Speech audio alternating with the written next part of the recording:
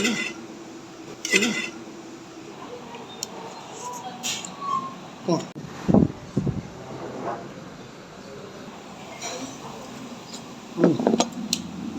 Isa na naman food trip kainan ng ating pinuntahan mga ka-idol. At dito nyo lang yan matatagpuan sa tabi lang mismo ng Bay Hill Subdivision dito sa may Barangay Palo Alto. At eto nga ang McCoy's Bistro. Eto ang kanilang dining area dito sa branch nila sa Palo Alto. At eto naman yung iba't ibang mga menu na pwede nyo maging choices pag umorder kayo dito. Alright guys, Food Trippers TV here. Ayan, dito ngayon tayo magpo-food trip sa McCoy Bistro. Dito to located sa may Barangay Palo Alto. So may isang branch sila sa may Barangay Maya pa.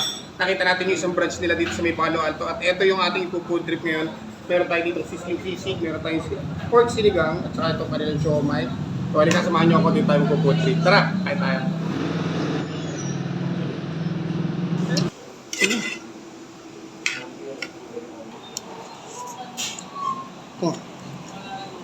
Sarap. Lagyan natin with rice.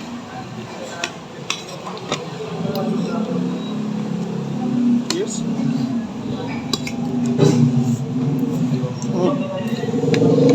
Ang McCoy Bistro, located rito yan sa may Palo Alto. Katabi lang siya ng Bay Hill Subdivision. Tapos, kung malapit naman kayo sa Maya pa, meron pang isang branch ang McCoy Bistro doon sa may Barangay Maya pa, sa may Santo Domingo Street, sa may Barangay Maya pa. Try naman natin itong kanilang sinigang. Liempo ba? Sinigang na liempo. Fry.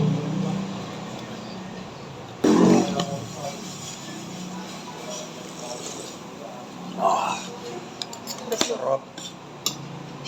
Ito yung asim na hanap-hanapin mo sa sinigang. Tapos, maulan pa yung panahon. The best na the best, no? Tapos guys, check nyo yung cut ng kanilang liempo. Grabe, lalaki.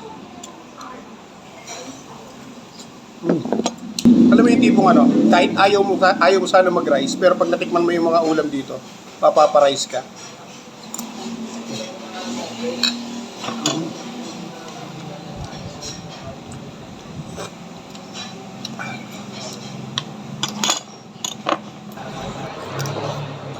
Kung gusto nyo kumain dito sa McCoy Bistro, nag-start yung kanilang store dito sa may Palo Alto ng 11 a.m. to 9 p.m. Then kung hindi na kayo aabot, pwede kayo sa Maya pa nila. Nagbubukas sila na 7 a.m. hanggang 12 midnight or minsan 11 p.m. nagsasarado na sila. Mas matagal yung store hours sa Maya pa. Pero kung malapit kayo dito sa Palo Alto, try nyo bumisit dito. Malapit lang sa Bay Hill. 110 pesos, meron nga crispy sisig with rice. Cheers.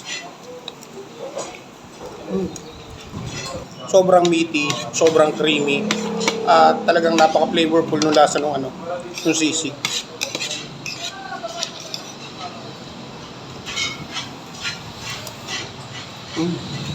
Yan, meron din tayo siomai. Try natin yung siomai nila. Cheers.